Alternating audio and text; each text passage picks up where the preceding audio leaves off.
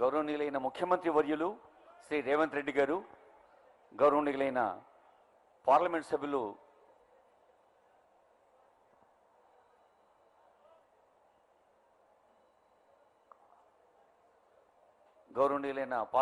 అసదుద్దీన్ ఓవైసీ గారు, స్థానిక శాసనసభ్యులు అక్బరుద్దీన్ ఓవైసీ గారు, అడ్వైజర్స్ మహమ్మద్ అలీ షబీర్ గారు, హర్కార వేణుగోపాలరావు గారు, వేం నరేందర్ రెడ్డి గారు, ఇంకా డిప్యూటీ మేయర్ మోతే శ్రీలత శోభన్ రెడ్డి గారు, ఇంకా స్థానిక శాసన మండలి సభ్యులు, శాసనసభ్యులు, ఇంకా ఎందరో పెద్దలు ఈ కార్యక్రమంలో పాల్గొనేందుకు వేంచేస్తున్నారు. ముఖ్యమంత్రి గారితో పాటు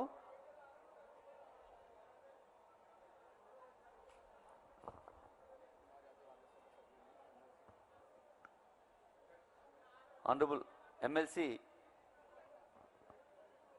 బల్మూరు వెంకట్ గారు, ఇంకా అంజన్ కుమార్ యాదవ్ గారు, honourable MP Rajya Sabha.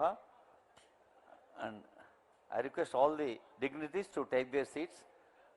Honorable CM will be coming soon onto the dais, please. Khadri Sahab.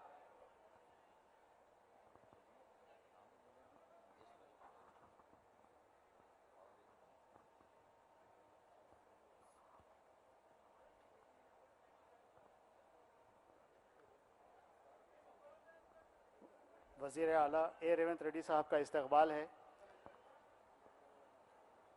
वज़ीर आला के साथ मैं तमाम डिग्निटरीज़ और एमएलएज़ और एमएलसीज़ का भी इस्तकबाल करता हूं डाइस पर।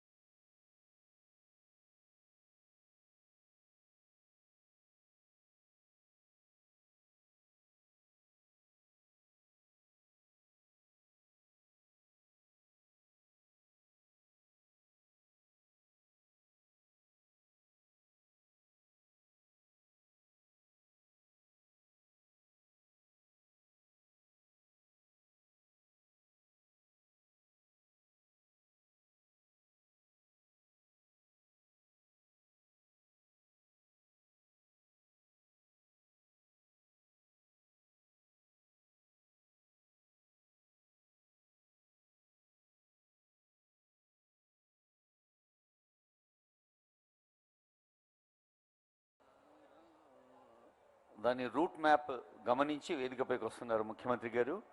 ముఖ్యమంత్రి గారితో పాటు గౌరవనీయులైన అడ్వైజర్స్ వేం నరేందర్ రెడ్డి గారు, మహమ్మద్ అలీ షబీర్ గారు, హర్కార వేణుగోపాలరావు గారు ఉన్నారు. అలాగే వీ హ్యావ్ అవర్ యంగెస్ట్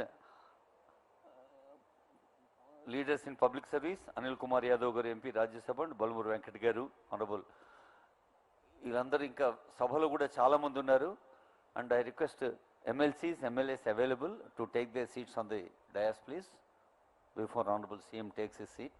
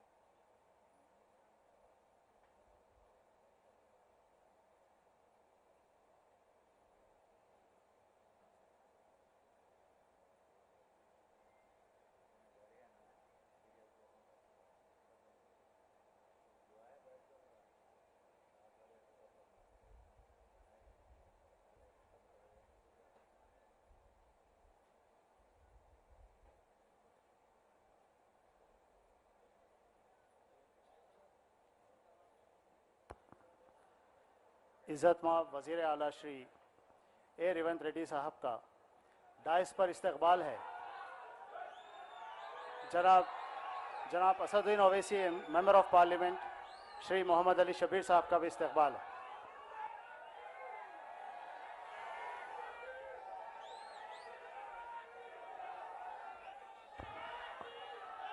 గౌరవనీయులైన ముఖ్యమంత్రి వర్యులకి, గౌరవనీయులైన ఆనరబుల్ ఎంపీ అసదుద్దీన్ ఓవైసీ గారికి, ఆనరబుల్ అడ్వైజర్స్ మహమ్మద్ అలీ షబీర్ గారికి, వేం నరేందర్ రెడ్డి గారికి, హర్కార వేణుగోపాలరావు గారికి, ఆనరబుల్ MLCs, MLAs అందరికీ స్వాగతం పలుకుతూ I request Mohammed Ali Shabbir garu, adviser to government, to give his well speech on this occasion.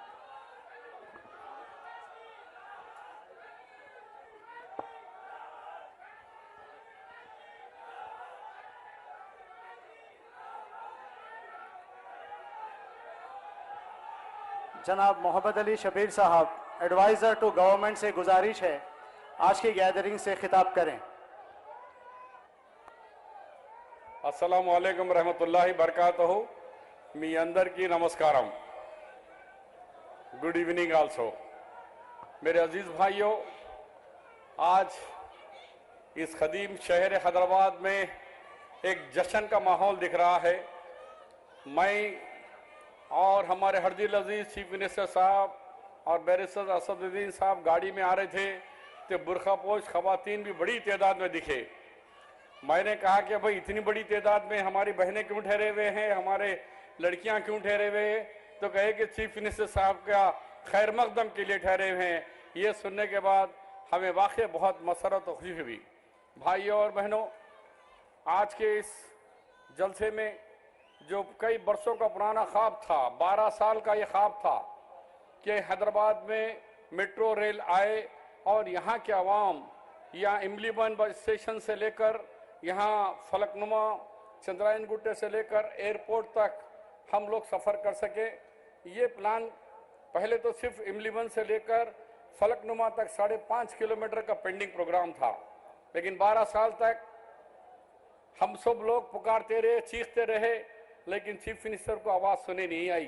साबिका chief minister को वो खाली कान खुश करते रहे, हर बजट में 500 करोड़ अनाउंस करते रहे, लेकिन दिए कभी पैसा नहीं। लेकिन आज आपके साथ में, आपके दरमियान में हमारे तेलंगाना के हरदिल अजीज चीफ मिनिस्टर, नौजवान साथी, नौजवान चीफ मिनिस्टर आली जनाब रेवंत रेड्डी साहब, उन्होंने कहा कि नहीं, हम पुराने शहर को पुराना नहीं रहने देंगे। आज के बाद पुराना शहर नहीं, शहर हैदराबाद, ग्रेटर हैदराबाद बोलना है। इसको पुराना कहकर हमारे जिस्म का एक हिस्से को अलग नहीं करना है। हैदराबाद एक जिस्म है, उसको एक हिस्सा पुराना शहर बोलकर उसको बैकवर्ड नहीं रख सकते। इसको तो मैं बर्दाश्त नहीं करूंगा। इसके साथ साथ आज के जलसे में आपके हमारे यहाँ के लोकसभा के एमपी बैरिस्टर असदुद्दीन साहब और यहाँ पर आए हुए हमारे सारे एमएलएस, हमारे एमपीस और एमएलसीस और इलेक्टेड रिप्रेजेंटेटिव सबका मैं तहे दिल से खैर मकदम करता हूँ। तो आज ये बात कहना चाह रहा हूँ कि चीफ मिनिस्टर साहब जब ट्रेन की हुकूमत बनी तो पहले हम ऐसी कुछ सरसरी बात कर रहे थे, कहे कि शबीर भाई, हमको ये बात समझ में नहीं आ रही कि मेट्रो ट्रेन हैदराबाद के अंदर से नहीं जाकर वो लेके जा रहे हैं कि नए शहर के अंदर मियाँपुर से लेकर एयरपोर्ट को। ठीक है, ले जाने दो, लेकिन ये लोग क्या गुनाह कर रहे हैं कि यहाँ ट्रेन क्यों नहीं जा रही है? जो थिकेस्ट पॉपुलेशन एरिया है वहाँ क्यों नहीं जा रही है? और उन्होंने एक बात कही जो मेरे दिमाग में भी नहीं आई। उन्होंने कहा कि आप महसूस करें कभी शबीर भाई, जब बड़े लोग जाते हैं वहाँ से माधवपुर से, मियाँपुर से, तो वो गाड़ी सेल्फ ड्राइव करते जाते हैं, रेलवे स्टेशन में रखते हैं और स्टेशन में बैठते हैं, फ्लाइट में बैठते, फिर वापस आते, फिर गाड़ी ड्राइव करते घर आ जाते। अरे जब पुराने शहर के अंदर से कोई आदमी जाता है, चाहे वो उम्रे के लिए जाओ, चाहे हज के लिए जाओ, चाहे गल्फ कंट्री में कमाने के लिए जाए, चाहे हिंदू भाई हो, मुस्लिम भाई हो, उसके साथ मिनिमम 50 लोग जाते हैं छोड़ने के लिए, फिर रिसीव करने के लिए भी 50 से 100 लोग जाते हैं। ये फुल ट्रैफिक का एरिया है। यहाँ उन बेचारों को नहीं देकर पैसे वाले दौलतमंदों के लिए सोच रहे हैं। मेरी सोच वो नहीं है। मेरी सोच ये है कि शहर के अंदर चाहे कोई भी मजहब का हो, यहाँ के लोग जो भी जाते हैं गल्फ में कमाने के लिए हो, चाहे उम्रे के लिए हो, हज के लिए हो, यहाँ और कोई मकसद से जाने वाले हो, तो उनको छोड़ने के लिए जाने वाले भी बड़ी तादाद में होते हैं, उनको रिसीव करने के लिए बड़ी तादाद में हो। फिर एरिया कैसे डेवलप होगा? मैं बताते चलूं रेवंत रेड्डी साहब को, जब 2008 में फाउंडेशन डाले 2008 में फाउंडेशन डाले राजशेखर रेड्डी साहब, और इत्तेफाक से मैं भी जब था इंचार्ज हैदराबाद मिनिस्टर।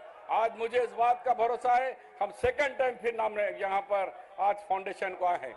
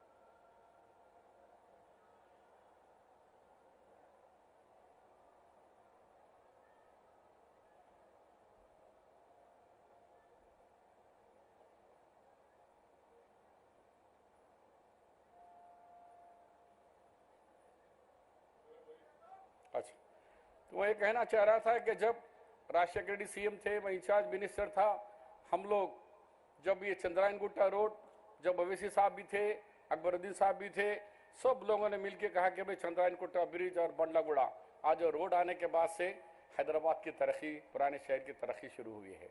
और शमशाबाद एयरपोर्ट आने के बाद उसी तरह के जब ये ट्रेन आएंगी, आप खुद भरोसा नहीं करेंगे कि कितने लोग बेरोजगार लोगों को रोजगार मिलेगा, कितने नौजवानों को उसके रोजगार हासिल होगा और शहर की तरक्की कैसे होगी। क्योंकि रेवंत रेड्डी साहब, वो हमेशा मैं कई सालों से जानता हूं, वो बड़े मजबूत पकड़ते हैं किसकी कोई भी चीज को, वो छोड़ने वाले नहीं हैं। जब उन्होंने देखा एक इनके, वो हमेशा तो रेवंत रेड्डी जी के बारे में ज्यादा बोलते हैं, वो चाहे खाली ट्रेन ही नहीं, अभी हाल ही में देखा कि 200 करोड़ रुपए रोड वाइडनिंग के लिए खाली जमा खर्च नहीं बल्कि जियो के साथ फंड्स भी रिलीज करने वाले कोई सीएम है, वो है रेवंत रेड्डी साहब।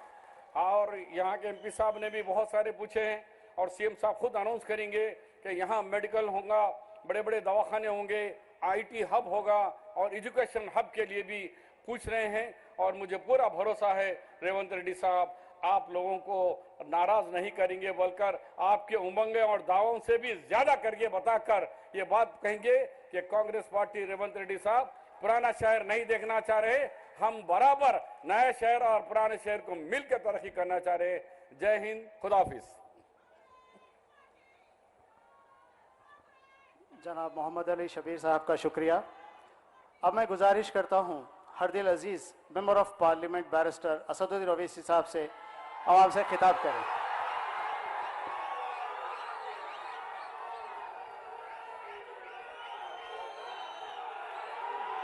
बिस्मिल्लाहिर्रहमानिर्रहीम। अस्सलाम वालेकुम व रहमतुल्लाहि व बरकातहू।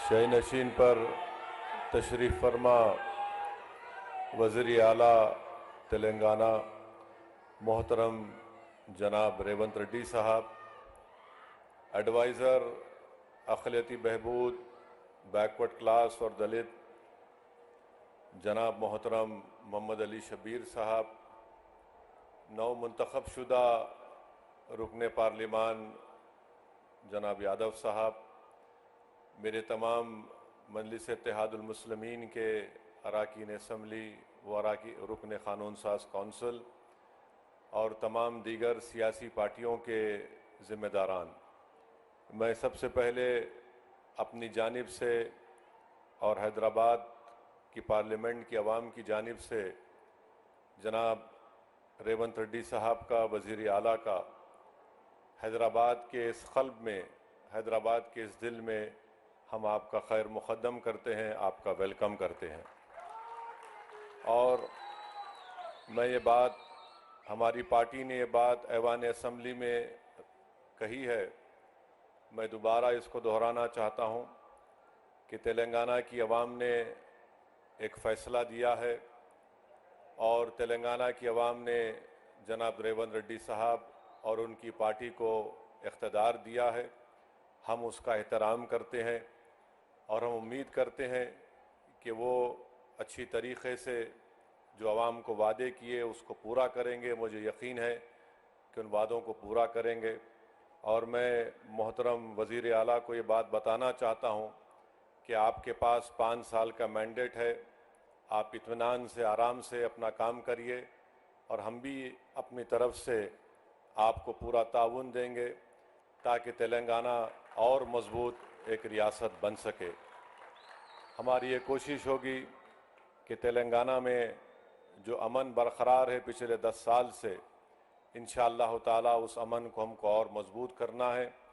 और एक बात याद हम सबको रखना है कि जितना अमन मजबूत होगा उतनी ऊंचाइयों पर तेलंगाना को आप और हम और रेवंत रेड्डी साहब लेकर जा सकते हैं।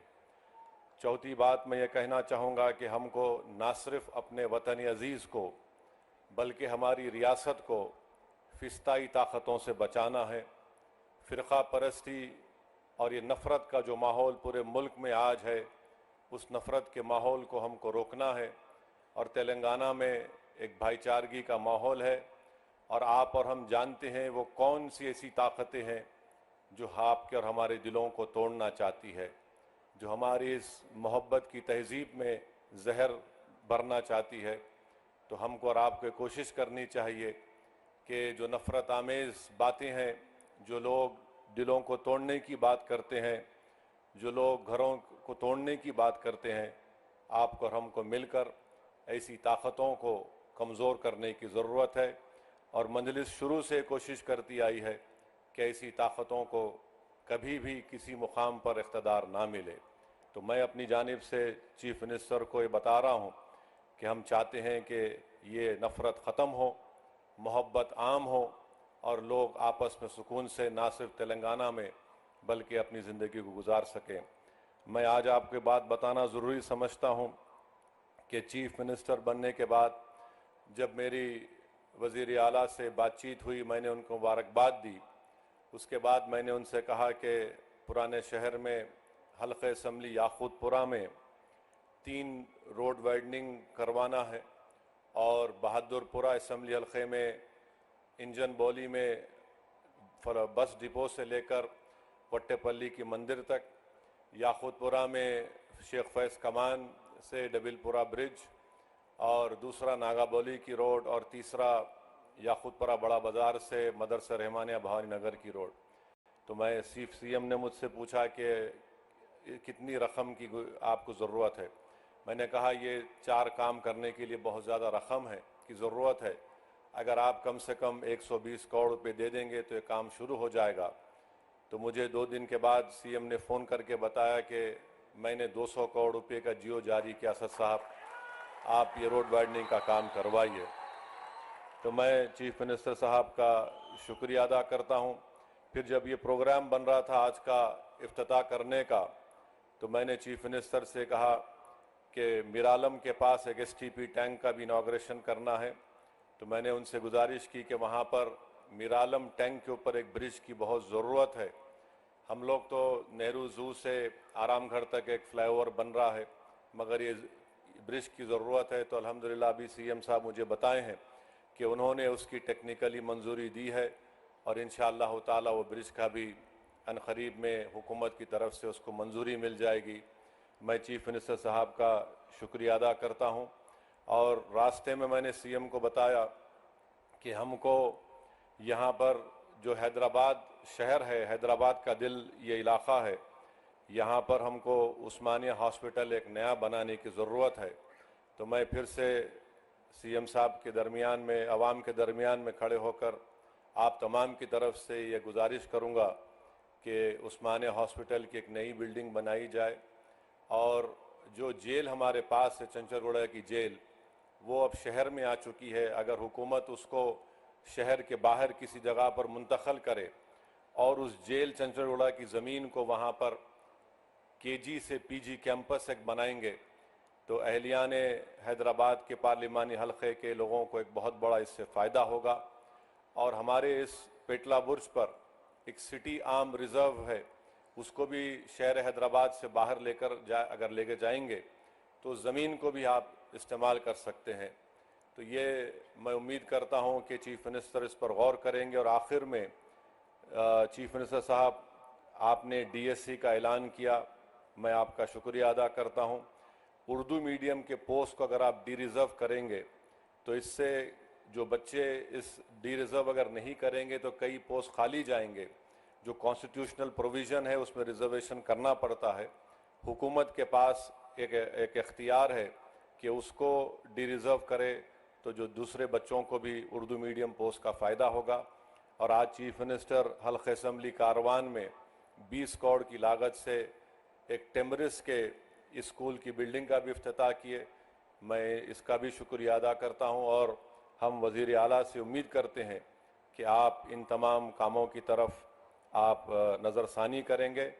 और मजलिस इत्तेहादुल मुस्लिमीन की जानिब से मैं वादा कर रहा हूँ कि चीफ मिनिस्टर का जो एक ड्रीम प्रोजेक्ट है मूसी डेवलपमेंट का, आप उसमें जहाँ कहीं भी आपको हमारी पार्टी की ज़रूरत पड़ेगी, हम भी चाहते हैं कि मूसी डेवलपमेंट का पूरा काम आपके टेन्योर में मुकम्मल हो, ताकि यहाँ की आवाम को एक बहुत बड़ा इससे फ़ायदा होगा, इकनॉमिक प्रोग्रेस होगा, यहाँ पर खुशहाली आएंगी, प्रॉस्पेरिटी आएंगी। और अभी हमको NVS रेड्डी साहब सीएम के सामने बताए कि ना सिर्फ यहाँ पर मेट्रो का स्टेशन बनेगा, बल्कि चंद्रायण गुट्टा से जो नागौल से एयरपोर्ट की लाइन आएगी, वो इंशाल्लाह यहाँ से चंद्रायण गुट्टा से मैलार्दोपल्ली और फिर मैलार्दोपल्ली से एयरपोर्ट। तो मुझे यकीन है कि जब काम मुकम्मल हो जाएंगे तो इससे इस इलाके के यहाँ पर रहने वाले नौजवानों को एक बहुत बड़ा फ़ायदा होगा। और चीफ मिनिस्टर की इत्तला के लिए बता रहा हूँ, नॉलेज के लिए, कि हैदराबाद के पार्लियामेंट के हलके से कम 10 से 15 हज़ार बच्चे रोज़ हाईटेक सिटी को जाते और रात में आते, उसमें हमारी बेटियां भी हैं, नौजवान बच्चे भी हैं। तो मैं सीएम का, जनाब रेवंत रेड्डी साहब का दिल की गहराइयों से आपका वेलकम करता हूं और मुझे यकीन है कि इंशाअल्लाह ताला 2028 से पहले आप आकर, आप और हम उस ट्रेन में बैठ के आएंगे इंशाअल्लाह ताला, जुबली बस स्टैंड से लेकर यहाँ तक इंशाअल्लाह, क्योंकि एयरपोर्ट का काम थोड़ा लंबा है मगर मुझे यकीन है कि वो काम भी प्रोग्रेस होगा। मैं जानता हूँ रेवंत रेड्डी बड़े ज़िद्दी आदमी हैं और उनकी ज़िद उनको यहाँ तक लेकर आई और हम भी, हमारी पार्टी के लोग भी सर फिरे हैं, मगर अवाम ने एक फ़ैसला दिया है, अवाम ने एक फ़ैसला दिया है, हम उस फैसले का एहतराम करते हैं। और रेवंत रेड्डी साहब, आप पूरे आराम से 5 साल काम करिए, तेलंगाना की डेवलपमेंट के लिए, तेलंगाना के प्रोग्रेस और प्रॉस्पेरिटी के लिए एमआईएम पार्टी आपके साथ खड़े रहेंगी। बहुत बहुत शुक्रिया।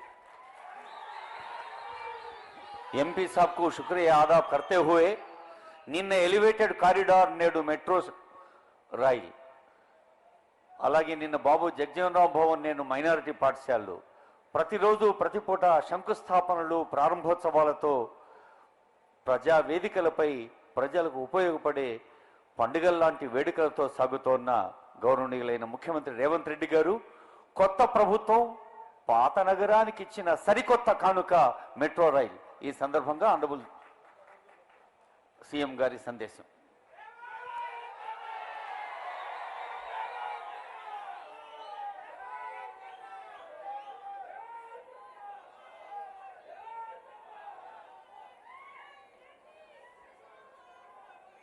హైదరాబాద్ నగర అభివృద్ధిలో భాగంగా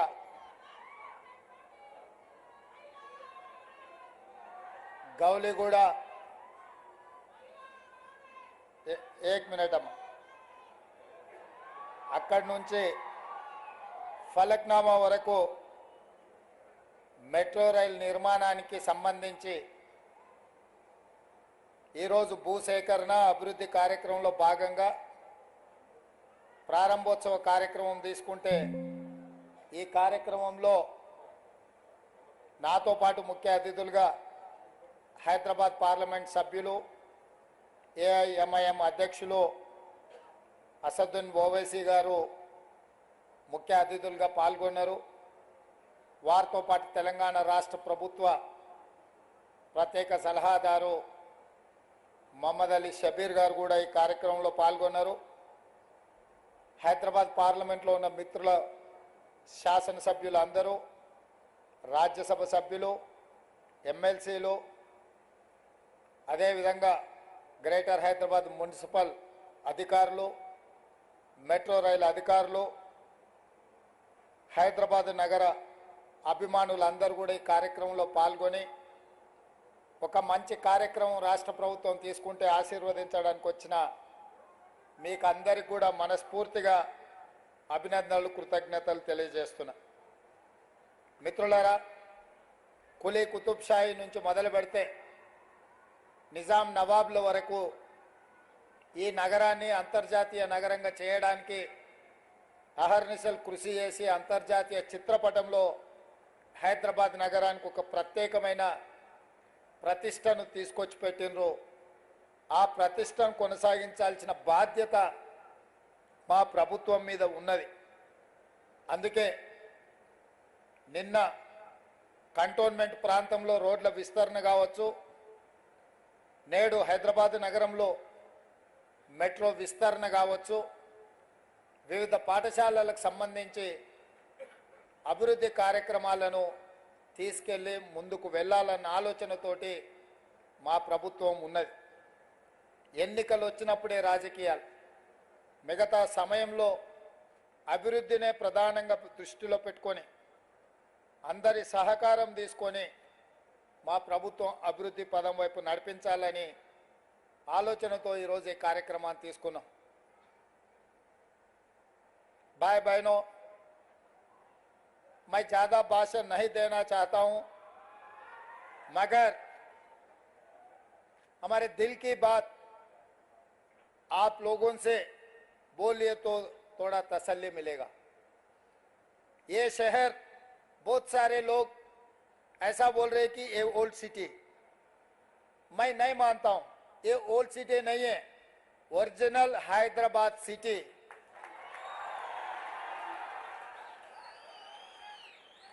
पूरी दुनिया में मशहूर है हैदराबाद शहर. हैदराबाद का मतलब ये ओरिजिनल हैदराबाद सिटी है. ये ओरिजिनल हैदराबाद सिटी को आगे ले जाने के लिए हम जितना कोशिश करना है उतना कोशिश कर रहे हैं. आप लोग सोचो, 2004 से लेकर 2014 तक ये शहर के लिए कृष्णा से, नागार्जुन सागर से पीने का पानी कांग्रेस पार्टी ने लाए, और गोदावरी के पानी हैदराबाद शहर यहाँ के जनता के लिए पीने का पानी कांग्रेस पार्टी ने लाए. हैदराबाद में जो मेट्रो रेल, जब शब्बीर अली साहब मंत्री थे, हैदराबाद शहर के इंचार्ज थे, इनका ही नेतृत्व में मेट्रो रेल के हम लोग कांग्रेस पार्टी ने बनाए. आज हैदराबाद शहर में जो भी outer ring road, international airport, IT companies, pharma companies जितने भी लाए, अभी हमारे असद साहब ने कहा यहां से कुछ कम 15,000 लोग हाईटेक सिटी जॉब के लिए जा रहे हैं. वो आईटी कंपनीज पूरा, जब कांग्रेस पार्टी 2004 से लेकर 2014 तक जो तरक्की किए, जो सरकार ने कोशिश किए, आज बच्चों को, पढ़े लिखे सो बच्चों को आज नौकरी मिल रही. तो इसीलिए ये ओरिजिनल हैदराबाद डेवलप करने के लिए जैसे ही हमारे सरकार बनते ही मैं ऑफिसरों को सबको बुला के, क्या चल रहा है भाई हैदराबाद में, क्योंकि मैं कहीं से नहीं आया, मेरा गांव यहीं बगल में है कलवकुर्ती.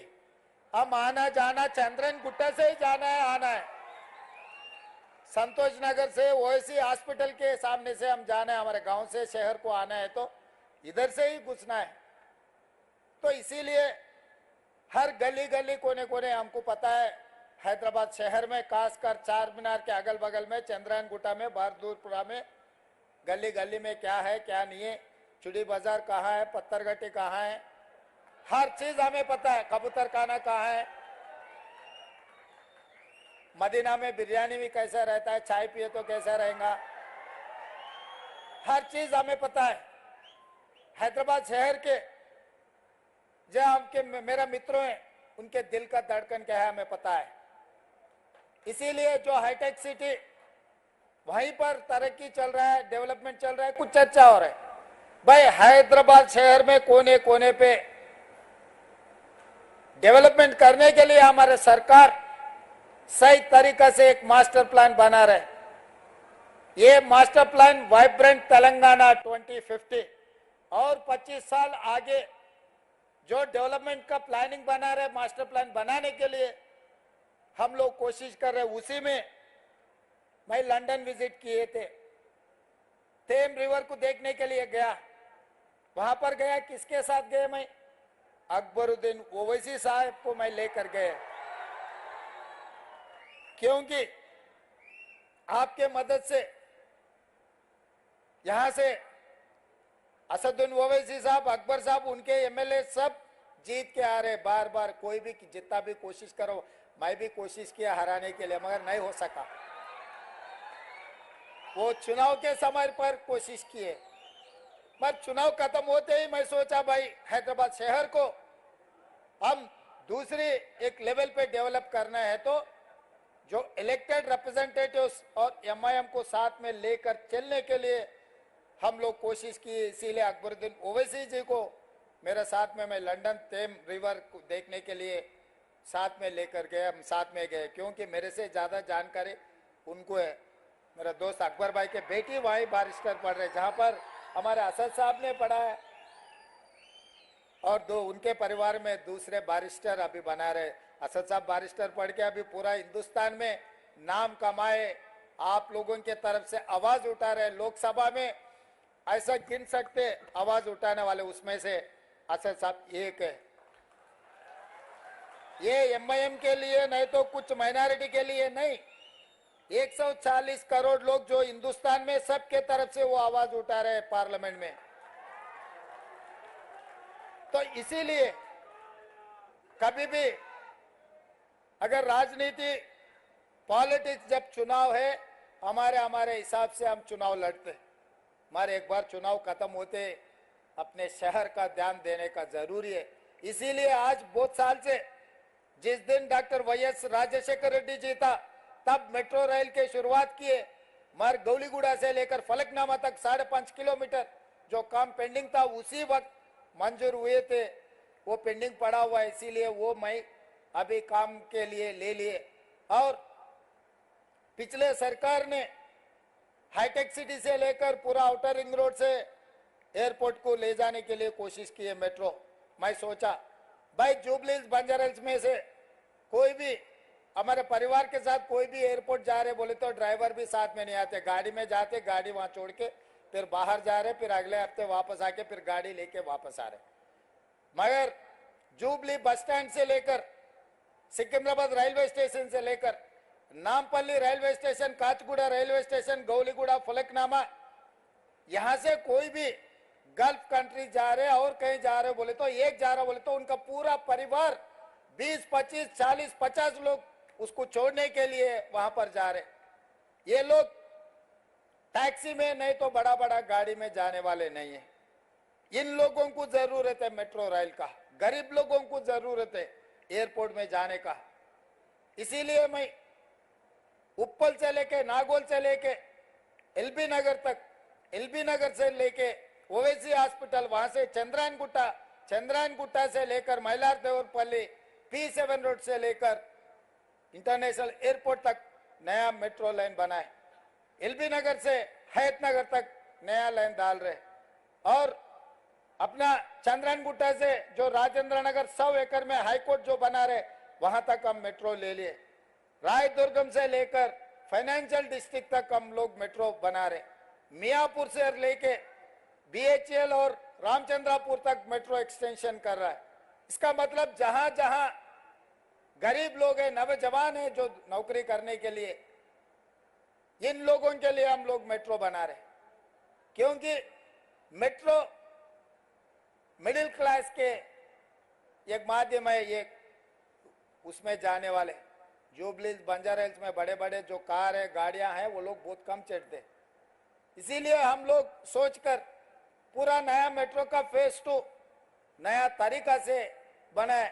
आजकल प्राइवेटाइज होने के बाद गौलीगुड़ा बस स्टैंड पहले कितना नाम थे, आजकल तो नाम खत्म हो गए। इसीलिए चंद्रायनगुट्टा में जो मेट्रो जंक्शन चंद्रायनगुट्टा में बना है, तो कोई भी हो एयरपोर्ट को जाने वाले, एयरपोर्ट से वापस आने वाले चंद्रायनगुट्टा जंक्शन में उतर के यहाँ चंद्रायनगुट्टे को हमेशा याद रहना, चंद्रायनगुट्टा के नाम रहने के लिए हम बड़ा मेट्रो जंक्शन यहीं बना रहे। और असद साहब ने कहा रोड वाइडनिंग के लिए, मैं तुरंत हमारे ऑफिसरों को बुलाया। भाई असद साहब ने फोन किया, ओल्ड सिटी में हम रोड वाइडनिंग करना है, डेवलपमेंट ओल्ड सिटी नहीं है, वो ओरिजिनल हैदराबाद सिटी है, उसको हम पैसे देना। साहब ने पूछा 120 करोड़ रुपए। मैं बोला काम के लिए कितना होना, 200 दिए तो बहुत ठीक रहेगा, चलो 200 दे दो जी, वो तुरंत बना दिए।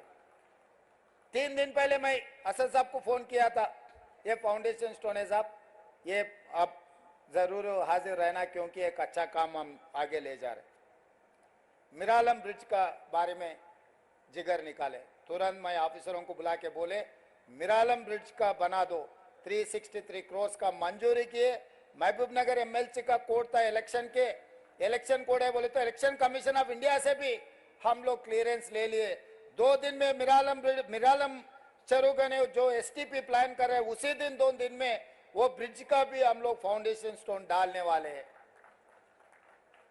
इसका मतलब उस्मानिया हॉस्पिटल बनाने में जो चंचलगुड़ा में जो जेल है, केजी टू पीजी जो ये एरिया में जो मिडिल क्लास, जो सैदाबाद, संतोष नगर, मलकपेट, जगह जगह में जो लोग हैं जो पढ़ने के लिए केजी टू पीजी स्कूल के लिए असद साहब ने कहा जरूर वो बनाने के लिए मैं कोशिश करता हूँ। वो जेल वहां से शिफ्ट करके जेल भी अच्छा बना के उसको दूसरे जगह में जगह देके वो जेल बनाने का भी काम ले लेते हैं। वहां पर यहाँ के बच्चों को पढ़े लिखने के लिए हम लोग कोशिश करेंगे। आप लोगों को मालूम है आज टिमरिस में बच्चे पढ़ रहे या नहीं तो डॉक्टर, लॉयर, इंजीनियर माइनॉरिटी के लोग पढ़ रहे। जो माइनॉरिटी मुस्लिम रिजर्वेशन दिया कांग्रेस पार्टी ने 4%, शब्बीर अली साहब और आजाद साहब ने बहुत कोशिश किए। उस दिन राजशेखर रेड्डी साहब को असद साहब, अकबर साहब असेंबली में बोले तो राजशेखर रेड्डी साहब तुरंत जो रिजर्वेशन देने के लिए कोशिश की। आज जो माइनॉरिटी रिजर्वेशन 4% मिला है वो कांग्रेस पार्टी ने दिए। इसीलिए मैं एक बात साफ कहना चाहता हूं, राजनीति अलग है, डेवलपमेंट अलग है। डेवलपमेंट में कोई कमी नहीं है। हैदराबाद सिटी में हर गली में डेवलप करने के लिए हमारा जिम्मेदारी है। मैं खुद खासकर इसीलिए municipal urban development ministry portfolio मेरे कने रखा हूं। मैं माइनॉरिटी वेलफेयर का भी मेरे साथ में रखा कि इसीलिए कोई किसी को मंत्री को दिए तो ज्यादा ध्यान नहीं देते। मुख्यमंत्री के हाथ में रहा तो माइनॉरिटी वेलफेयर के लिए सीधा सीधा हम पैसे दिलवा सकते। बच्चों को एजुकेशन और एम्प्लॉयमेंट के लिए हम कोशिश कर सकते। इसीलिए एडवाइजर, एक्सपीरियंस और लर्नर पर्सन शब्बीर अली साहब को मेरे साथ में लिए। भाई आप देखते रहो, मैं ऊपर से जो मंजूर करना है मैं करने के लिए मैं तैयार हूं। तो इसीलिए ये शहर, ये तेलंगाना अपना है। 94 से 2004 तक टीडीपी सत्ता में थे। 2004 से लेकर 2014 तक 10 साल कांग्रेस पार्टी सत्ता में थे। 2014 से लेकर 2023 तक 9.5 साल, कुछ कम 10 साल बीआरएस पार्टी सत्ता में थे। आज मैं यकीन से, जिम्मेदारी से कहना चाहता हूं, 2024 से 2034 तक 10 साल हम लोग सरकार चलाएंगे। जितना फंड्स हैदराबाद शहर को जरूरी है, हर पैसे देने का, हर जगह में डेवलपमेंट करने का जिम्मेदारी कांग्रेस पार्टी लेंगे।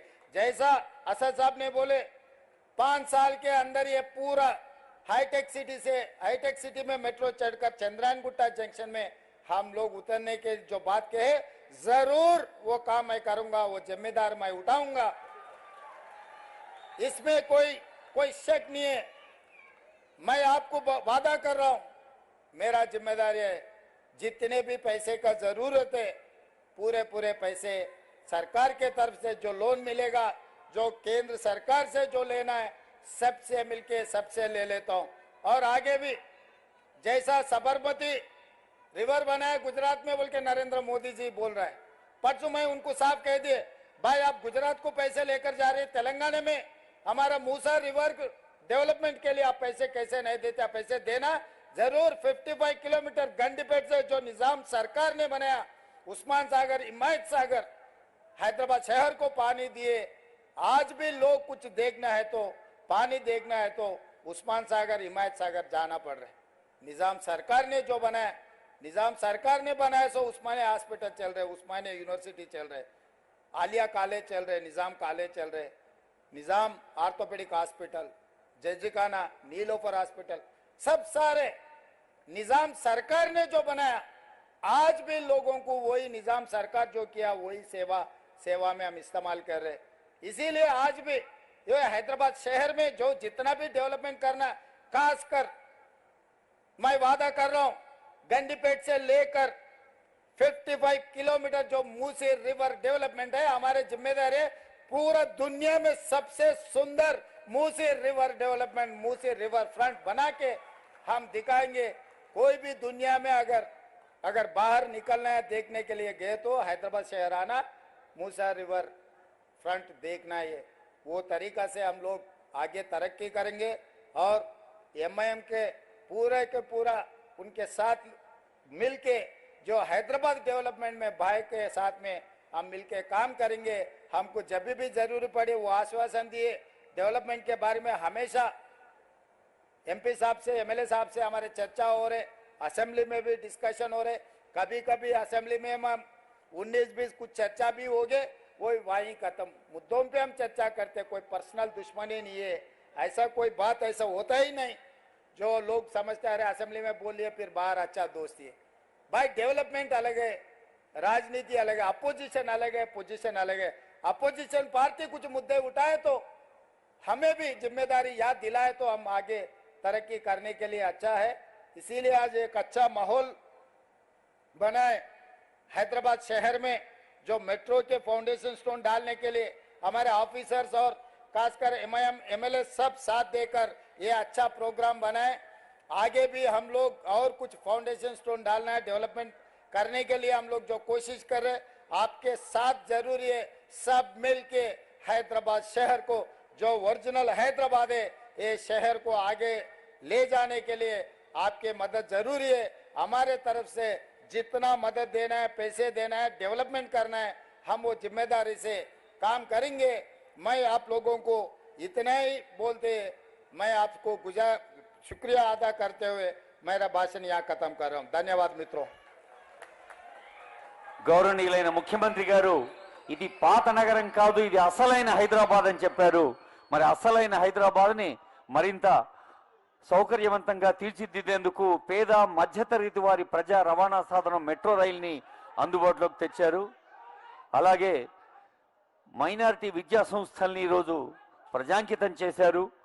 మరి మూసీ నది ఏ కొంచెం కూడా మురికి కూడా లేకుండా మురిసే నదిగా మూసీని తీర్చిదిద్దుతామని అంతర్జాతీయ ప్రమాణాలతో తీర్చిదిద్దేందుకు ముఖ్యమంత్రి గారు స్వయంగా ఇతర దేశాల్లో ఉండేటువంటి ప్రాజెక్టులను చూసి వాటిని మన తెలంగాణ ప్రజలకు शबीर साहब, मैं एक ही बात बताना चाह रहा हूं मेरे भाइयों, सीएम साहब ने कहा कि 100 दिन के अंदर 6 गारंटी में 4 गारंटी कर दिए। इस तरीके से आपका मेट्रो भी उसी तरीके से पूरा होगा। आप इंशाल्लाह भरोसा रखिए। గౌరవనీయులైన ముఖ్యమంత్రి వర్యులకు, గౌరవనీయులైన ఎంపీ మన స్థానిక ఎంపీ అసద్ సాబ్ కు, అలాగే ఆనరబుల్ ఎమ్మెల్యేస్ కు, ఎమ్మెల్సీస్ కు, ఇంకా ఎంపీ రాజ్యసభ అనిల్ కుమార్ యాదవ్ గారికి, ఎమ్మెల్సీ బల్మూరు వెంకట్ గారికి, డిప్యూటీ మేయర్ శ్రీలత శోభన్ రెడ్డి గారికి, ఇంకా ఆనరబుల్ అడ్వైజర్స్ మహమ్మద్ అలీ షబీర్, వేం నరేందర్ రెడ్డి గారు, హర్కార వేణుగోపాలరావు గారు, ఇంకా సీనియర్ ఆఫీసర్